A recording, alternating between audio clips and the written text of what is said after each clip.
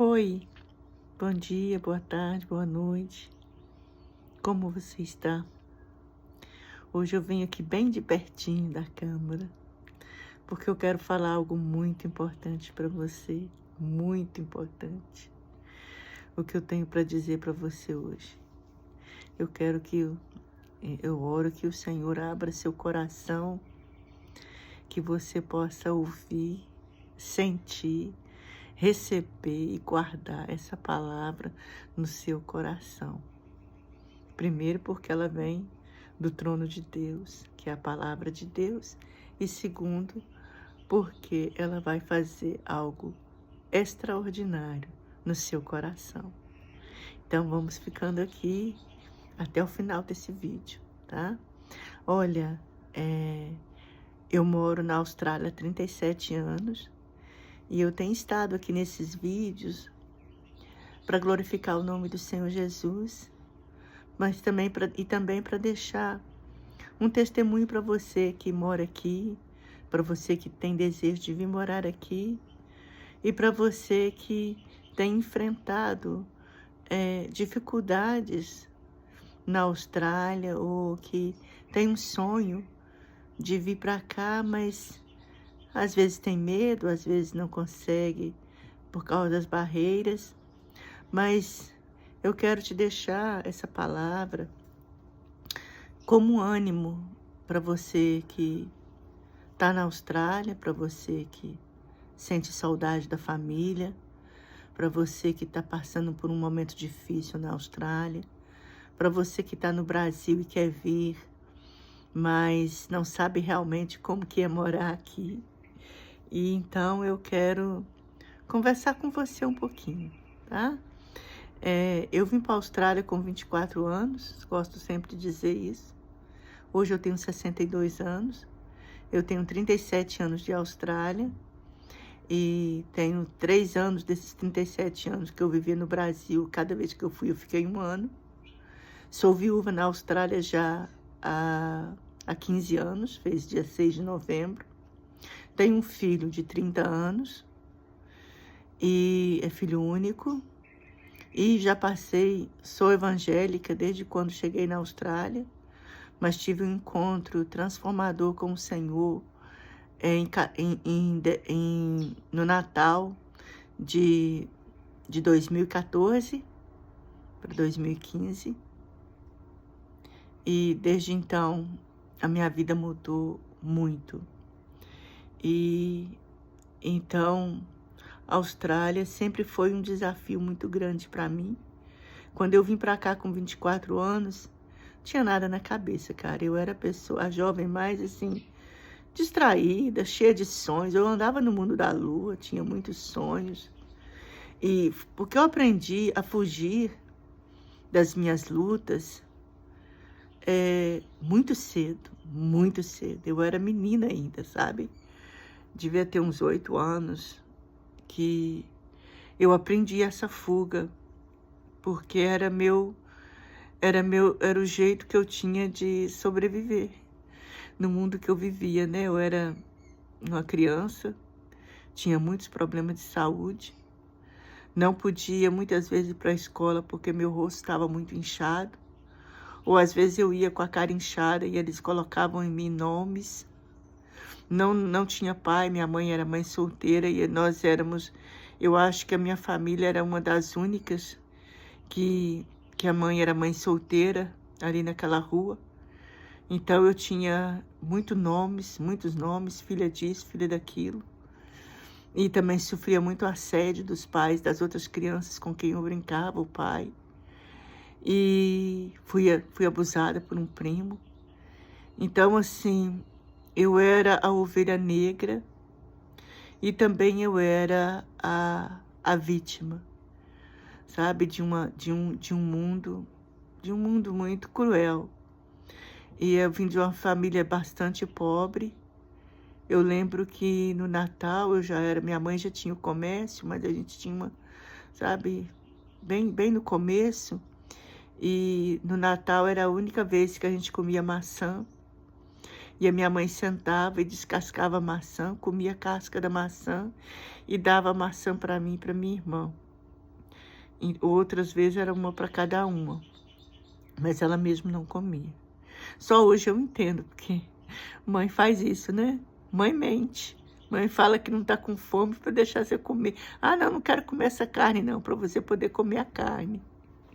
Então é assim. E aí eu cresci nessa família desajustada. E quando eu estava noiva com 20 anos, eu ia fazer 21 anos, mas eu fiquei noiva e com 20 anos, em março de 1984, eu tinha que fazer a cirurgia do coração, né?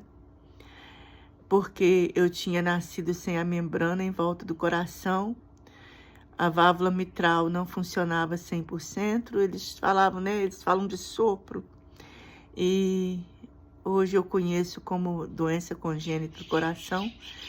E para eu poder me casar, eu tinha que passar por essa cirurgia. Caso contrário, eu poderia morrer ali no ato de sexo com o meu futuro esposo, no caso.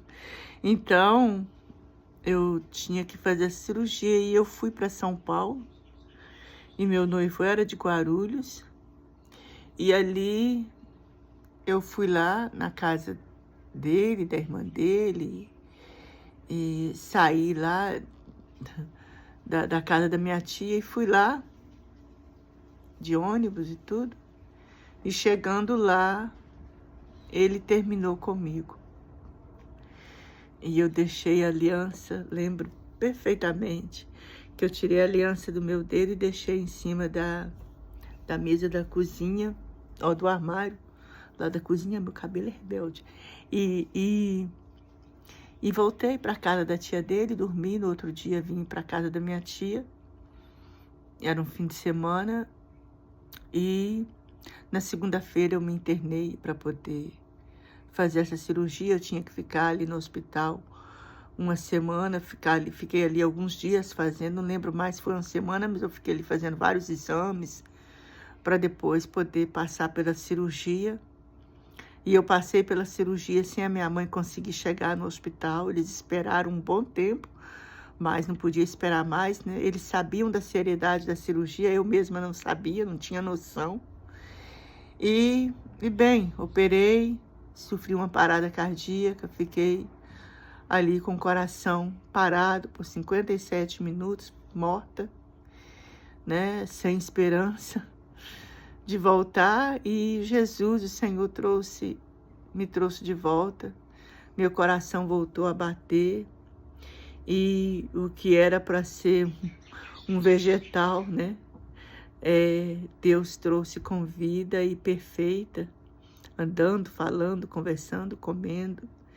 E depois de uma semana eu já estava de alta e fiquei na casa da minha tia ainda uns dias para depois voltar para Valadares, porque tinha que voltar para revisão, para depois vir. E eu voltei para Valadares, né? Em junho eu fiz 21 anos e eu vim para a Austrália, que eu tinha que ter um tempo, né? Eles me falaram que eu tinha que esperar 5 anos, porque com 5 anos depois eles iam tentar novamente consertar a válvula, porque não foi possível, né? Porque eles fizeram a cirurgia, mas ao tentar me ressuscitar, aquela cirurgia, aquele conserto deles na válvula estourou.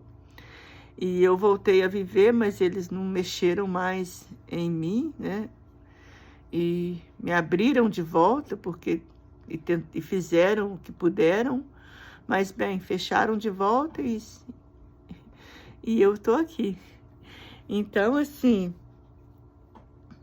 eu vim para a Austrália com o coração bem quebrado, sabe?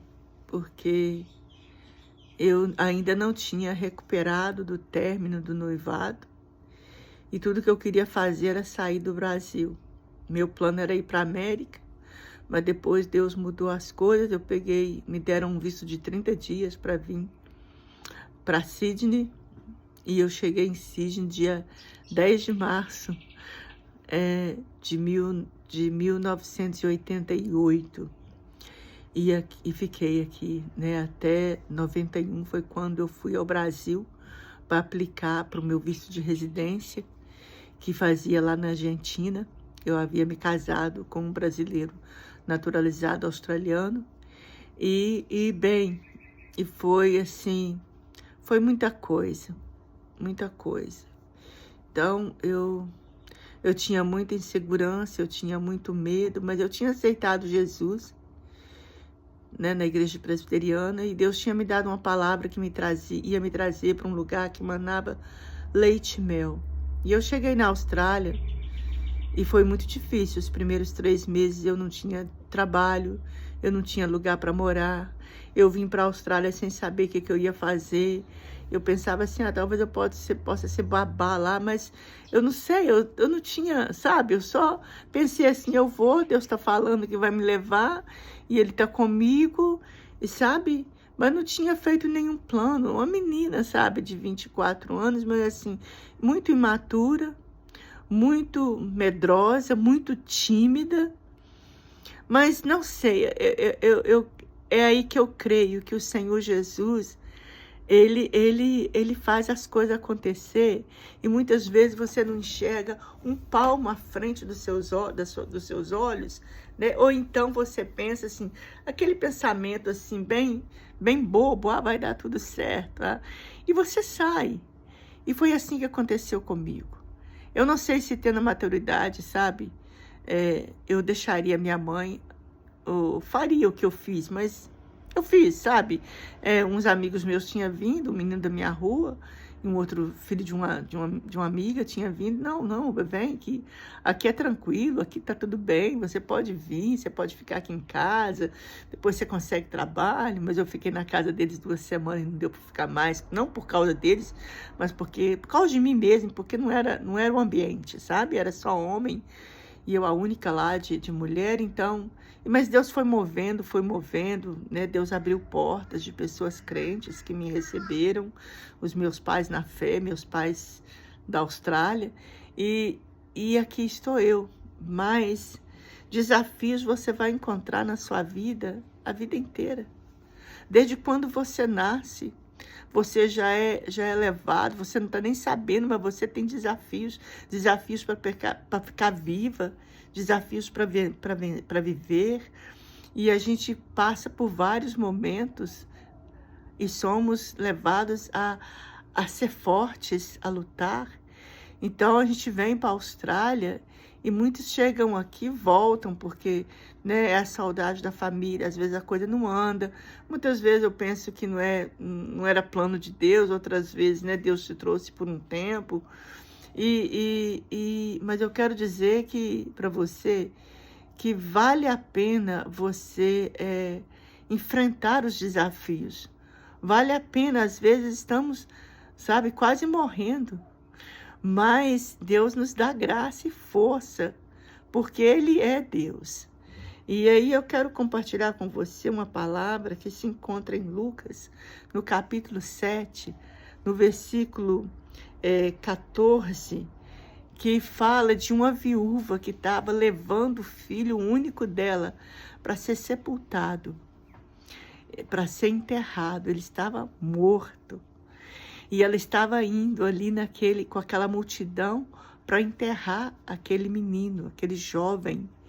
E a palavra de Deus diz que Jesus viu aquela multidão, e ele viu aquela mulher chorando, e ele se chegou a perto dela e falou: olha, não chores mais, não chores mais.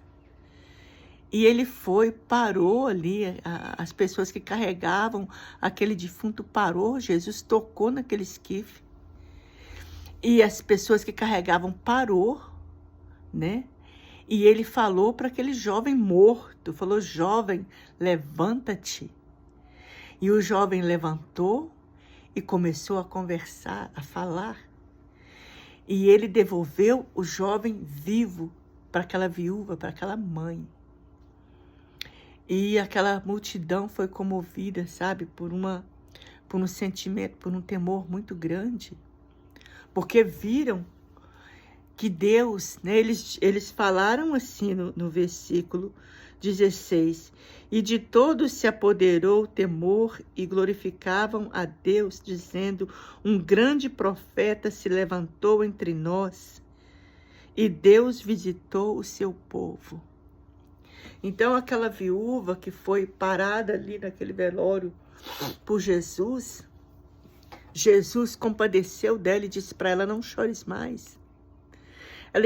Ela já tinha sido roubada de uma maneira terrível, cara. Posso dizer roubada, porque o diabo ele vem para matar, roubar e destruir. E muitas vezes ele rouba de nós aquilo que nos traz alegria, aquilo que nos traz, sabe, segurança. E muitas vezes ele tenta tirar de nós tudo, a família, os filhos, o marido, ou às vezes o casamento, a casa. Tenta endividar as pessoas para elas perderem a noção de tudo e tirarem a própria vida. Então, eu me vi em várias situações que foi a compaixão de Deus, foi a visitação de Deus que me impediu de ser roubada totalmente ou completamente. Aquela viúva ia ficar completamente só, porque ela só tinha um filho. O marido já tinha ido, mas Deus chegou no momento exato, né? Talvez a gente pense assim, que depois da morte já não tem mais jeito, né? Morreu. Ou fulano está nos últimos minutos. Ou o diagnóstico foi que só tem 30 dias, que só tem uma semana, que só tem um dia. Ou então morreu. Mas Jesus nunca tarda. Jesus chega no lugar certo, na hora certa, para operar um milagre. Naqueles dias, Jesus estava caminhando na terra e chegou ali, naquele momento, e virou para aquela viúva, né, no versículo 14, fala, e chegando-se, tocou o esquife, e os que levavam pararam e disse, jovem, eu te digo, levanta-te. Mas no versículo 13, ele fala assim, e vendo-a, o Senhor moveu-se de íntima compaixão por ela, pela viúva, pela mãe, e disse-lhe, não chores. Então, Jesus chega com consolo e chega com solução, com milagre.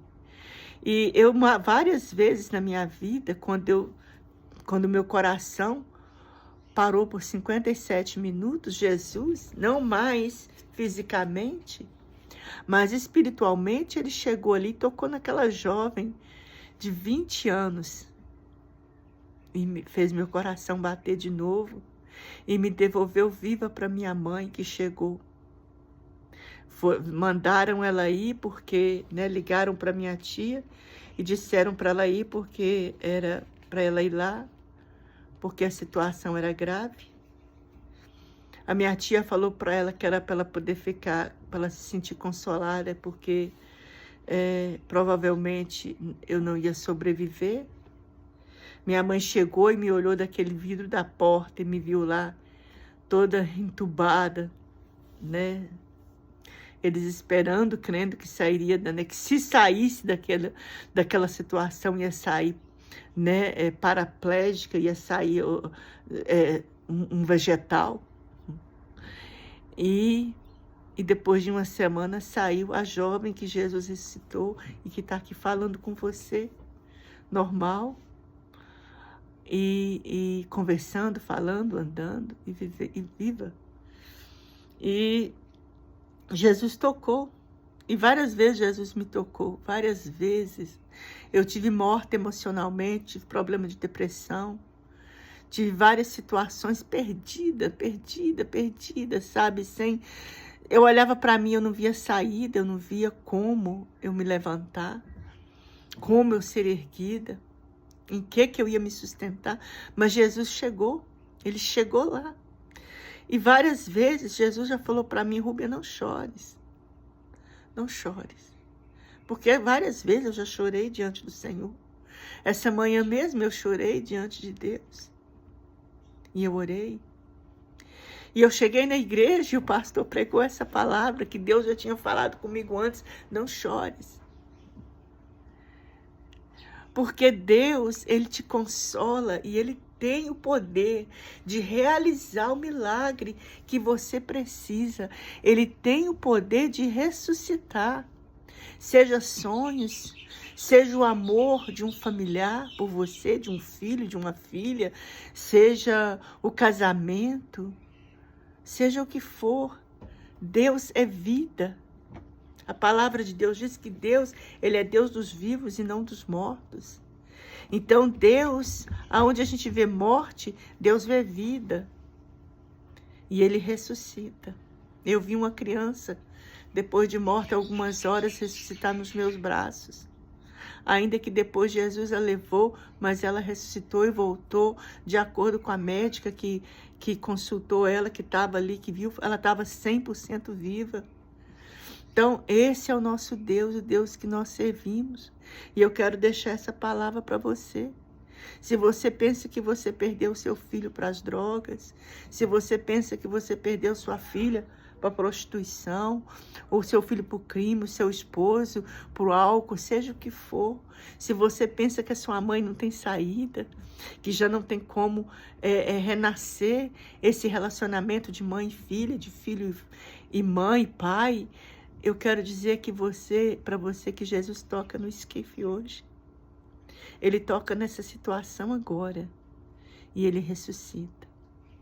Vá para a palavra de Deus, abre lá em Lucas 7, a partir do versículo 12, a partir do 11, e leia essa passagem, e medite, e receba o seu milagre. Deus pode tocar o seu coração, talvez você pense assim, eu não amo mais essa pessoa, não tem condições mais. Jesus põe amor ali dentro do seu coração. Talvez você está sem condição de perdoar e pense, eu não posso perdoar, essa pessoa fez isso e isso. Eu quero te dizer que no nome de Jesus, Deus te capacita a liberar o perdão, porque você toma a decisão de perdoar e você começa a declarar, eu perdoo no nome de Jesus, e Deus vai fazer ressuscitar o que estava morto na sua vida, nas suas finanças, no seu relacionamento, no seu corpo. Jesus, Ele continua o mesmo, ontem, hoje e eternamente. E o Jesus que caminhava aqui, hoje Ele está dentro de você, Ele está ao seu lado, Ele é a sua sombra, à sua direita. Receba no nome de Jesus a palavra e glorifique a Deus, faça como essas pessoas aqui fizeram. Sinta o temor de Deus ao ouvir essa palavra. E comece a glorificar o Senhor e testificar, comece a contar para as pessoas que Jesus, Ele visitou essa viúva de Naim, Ele ressuscitou o filho da viúva, Ele devolveu o jovem vivo para ela e que Ele pode fazer o mesmo na sua vida ou na situação de alguém que você conhece. Hoje eu estou aqui falando para você, Ele me ressuscitou, me devolveu viva para minha mãe, Ele ressuscitou sonhos que estavam mortos dentro do meu coração. Ele ressuscitou amor por uma pessoa que eu achei que já não podia mais amar. E me deu condições de agir através desse amor que Ele colocou dentro de mim. E Ele vai ressuscitar, Ele ressuscita o relacionamento do seu filho com você. Talvez seu filho já não fala mais com você, ou talvez ele chegue em casa e fica dentro do quarto, talvez ele não tem tempo para você, talvez ele não, sabe, não tem mais aquele elo de amor, de compaixão, de aliança. Mas Deus está aqui para restaurar, para refazer, para ressuscitar. E eu quero deixar para você essa palavra e orar. A minha oração hoje é que o Senhor te toque. Que o Senhor toque o esquife que você está levando para enterrar. Que o Senhor ressuscite os seus sonhos. Que o Senhor ressuscite o amor próprio dentro do seu coração. Que o Senhor ressuscite o amor que você perdeu por aquela pessoa. Que o Senhor ressuscite o relacionamento de famílias, familiares. Que o Senhor ressuscite a sua saúde, que o Senhor ressuscite a sua vida, seja ela física, seja ela emocional, espiritual. Se você está morrendo espiritualmente, que o Senhor ressuscite esse defunto e traga de volta com vida, vida em abundância. e que o seu relacionamento com Deus, com o Espírito Santo, com seus familiares, com seus filhos, com seu esposo, do filho com o pai, com a mãe, você que é filho, que foi ferido, que o Senhor ressuscite no seu coração o amor para perdoar, o amor para recomeçar. Em nome de Jesus, que o Senhor devolva vida onde já não há mais vida. No nome de Jesus, eu oro e agradeço e declaro: você está viva. A situação já está mudando e Deus já está trazendo vida. Recebe essa palavra e depois deixa o seu testemunho. No nome de Jesus, eu te peço que você também compartilhe esse vídeo, que você venha assinar no nosso vídeo, venha fazer esse vídeo crescer. Deixa aí o seu like, o seu gostei, compartilha. E no nome de Jesus, receba vida. Em nome de Jesus, vida e vida com abundância. Para isso, Jesus está dentro de você. Amém? O Deus de vida. Deus te abençoe. Fica com Deus. Até a próxima.